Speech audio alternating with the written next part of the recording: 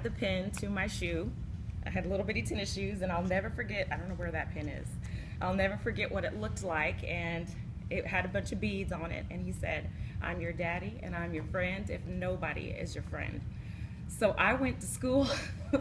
I went to school not acting like I didn't care, and my dad came to the school and he spoke with the class and the children and about understanding each other's differences and being friends and loving one another and like Christ loves us. And that part was really good because it built up a confidence in me to where I learned early that I could take it, I could survive it, and I was above it.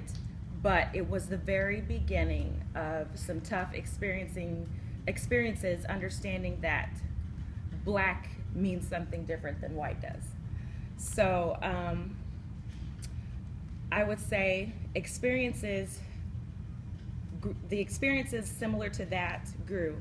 Even in high school, I can recall my senior year of high school, walking from the cafeteria to the offices, as a matter of fact. And a young man, future farmers of America, they all sat in a row, and I thought he was a friend. We were good buddies in classes that we shared, and he said to me one time the words as I was walking, "Nigger, nigger, nigger."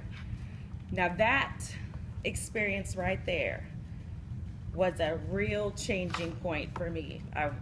You're 16, 17, and you're transitioning from adolescence into adulthood.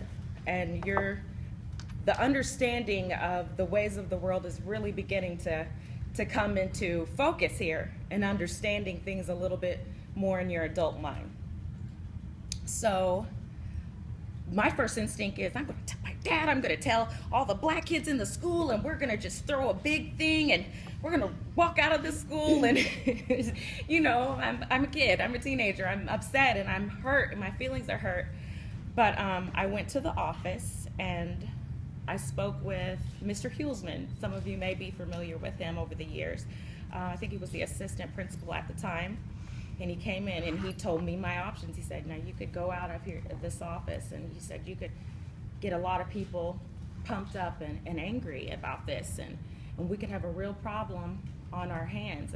He said, "Or you could let me handle this. Let me take this from here and trust that I'm going to do the right thing and handle this situation." Now, I didn't want to do that, but he was a person that I had a lot of respect for. And he was always good to me my entire 4 years of school, and I really just I didn't want to start big problems. I didn't want there to be a big race problem at school over me and all that. So I left it to him. He called my parents, told my parents of the situation and how he was going to handle it. The gentleman came in the office a few days later and he apologized, and he said, "Tiffany's my friend. I would never hurt Tiffany, and I would never say a thing like that." And so I was confused because he had been my friend. And for him to do that, I knew he was kind of showing off or whatever because other people were around, but it's situations like that that really just make it hard to understand where this comes from. Why this would happen to me. I'm minding my own business, doing what I'm supposed to do, and you know, something like that happens, and it really leaves a lasting effect. And I've got experiences like that all the way throughout my life I'm almost 40 now. So I think about my children, my children's children. What am I bringing them into?